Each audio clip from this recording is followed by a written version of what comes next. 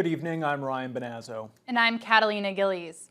Veteran Liberal MPP Michael Gravel is apologizing and hoping for forgiveness after going against his party's platform, which favors vaccine mandates in the healthcare field. Gravel recently wrote a letter to the Ford government requesting advice for an accommodation to be made for an unvaccinated healthcare worker in Terrace Bay. Gravel sent this email to both the Minister of Health and the Minister of Long-Term Care after one of his constituents, a PSW working at Wilkes Terrace, was facing potential job loss due to being unvaccinated. The email went public, and Gravel says he now realizes he was wrong and deeply regrets sending it. I felt by asking for advice from the government on what accommodations might be available was not inappropriate at the time I wrote it. Upon reflection, I now realize that very much went against what our clear party policy is, again, a policy that I strongly support. So again, a misjudgment. I've made mistakes in the past. I suspect I may in the future, but I'm again going to always try and I give good thought to what I do, and in this case it was the wrong one, and I apologize for that. Gravel says he doesn't know how the email he sent was made public, but CTV is reporting that it was given to journalists at Queen's Park by Health Minister Christine Elliott's press secretary. Gravel says he wants people to know that he is owning this mistake and is sorry to anyone he may have offended. Officials at the Thunder Bay Regional Hospital say the co-chair of the Patient and Family Advisory Council is no longer in that role after photos he posted to social media of his Nazi artifact collection came to light. Keith Taylor had served in the prominent role on the Patients Council since 2012 after volunteering to be a voice for patients several years before. He claims to be a history buff, and his Facebook page contains many images of his past collections of Nazi paraphernalia. A hospital spokesperson says an internal investigation was launched after they received a complaint. As a result, Taylor is no longer affiliated with the hospital. Taylor is apologizing for the situation, but insists he's not racist. He says he intended to use the artifacts in a museum to help ensure genocides perpetrated by the Nazis were never forgotten. I need to apologize and explain myself. They weren't intended for public viewing, I had ambitions of starting my own museum. I had thousands of military, they call it militaria, and the German stuff was a slice of that. And I knew it was controversial, and that was the point. I do need to apologize to the people that are offended by it. Well, hospital spokesperson points to the organization's social media policy that states employees and volunteers should use their best judgment in posting material that may be considered inappropriate or harmful. He adds the hospital is committed to being a place that's safe and free of racism or hatred of any kind. Thunder Bay Ventures presented the results today for their third Business Confidence Index survey. It was conducted by members of the Faculty of Business Administration at Lakehead University in the summer of 2021, and much of it dealt with the impacts of the pandemic. Mitchell Ringos has the details. During the virtual conference, the results reflected the perceptions of 270 local business owners on the current state of the economy and their outlook for the future, along with perspectives and operational challenges and future opportunities that are presented with comparisons to past surveys. Associate Professor of Marketing for Lakehead University, Claudio Posa, says this survey is important to help understand businesses during such a troubling time. Basically, we took the results for 2017 as a benchmark, and we arbitrarily put that as 100 level. So we can have an idea of whether we are better or worse in the following years. Over the past year, they have found 54% of businesses experience stable revenue since the start of the pandemic. 63% of businesses experienced improved or stable economic well-being since the pandemic. And 45% of businesses believe in Thunder Bay, an area economy has been stable since the start of the pandemic. Dean of Faculty of Business Administration for LU, David Richards, spoke about some positives from the index. The positive was there were many comments about feeling the businesses felt supported by the city, but that the financial support was lacking. With the index being used for businesses to have an opinion, they gathered this information, which Associate Professor of Accounting for Lakehead University, Camilo Lento, says brought up many ideas, small and large, that could be taken to respond to the current economic conditions. You know, some were very radical, like we need to completely rethink business. And I don't know if, Thunder Bay can be a leader in that, or if Thunder Bay will just follow broader business trends. But I think some of it is, related to, rethinking what a corporation is, rethinking what appropriate supply chains look like. The full 2021 Business Confidence Index is available for viewing on the Thunder Bay Ventures website. Mitchell Ringos, TBT News. It's been a few days since the launch of the province-wide vaccine QR code system. Now the local Chamber of Commerce has formalized a request for Premier Doug Ford. Chamber President Charlotte Robinson has written a letter asking for additional relief for local businesses. Robinson says the new QR code system is getting expensive for local businesses who need to spend money on additional staff to scan the codes. Although she says it's a province-wide issue, she felt it was necessary to let the Premier know how people in Thunder Bay are feeling about it.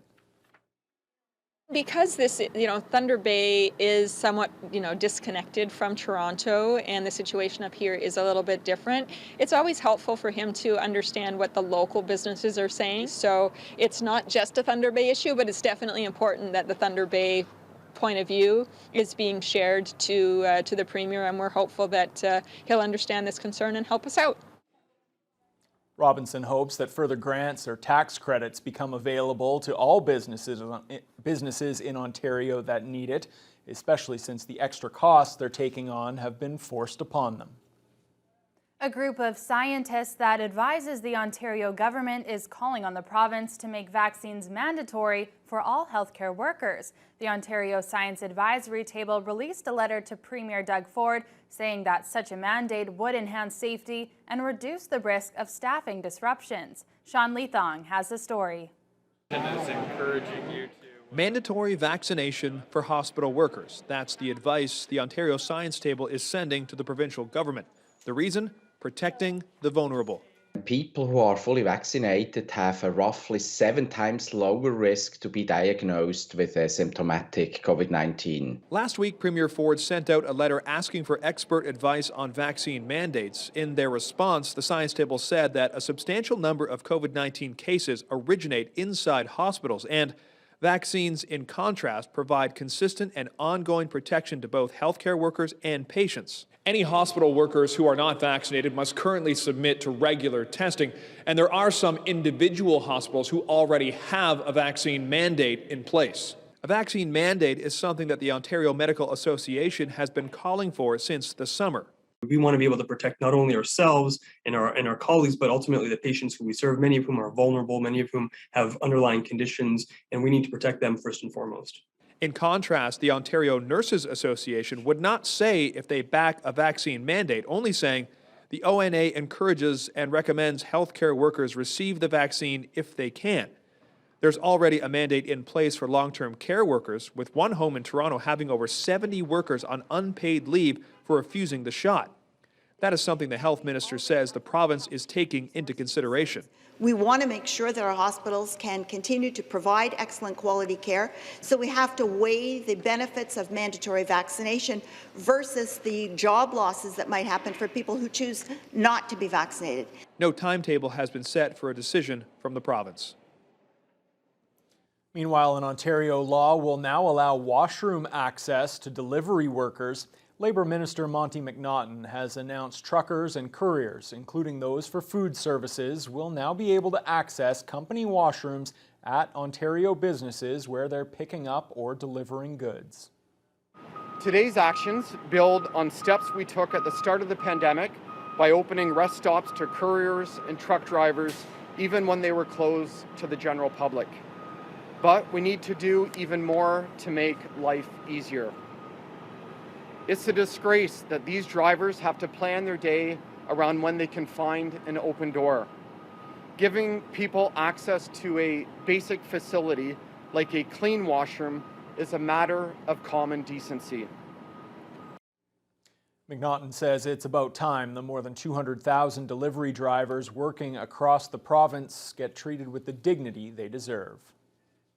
Earlier this month, Ontario announced that it struck a deal with Shoppers Drug Mart to provide free menstrual products in schools across the province. But First Nations schools like Dennis Franklin Cromarty and the Matawa Education Centre here in Thunder Bay are federally funded and aren't included. Today at Queen's Park, Kowetnong MPP Sol Mamakwa asked Ontario Education Minister Stephen Lecce point blank whether or not First Nations schools will be given access to those products, but he didn't provide a direct answer. It is unfortunate that the public-private sector agreement did not see the need to address the issue for all students in Ontario, but only for those who attend provincial schools. I am asking, Speaker, for a clarification, as First Nations schools in the riding have reached out and they asked if they can participate.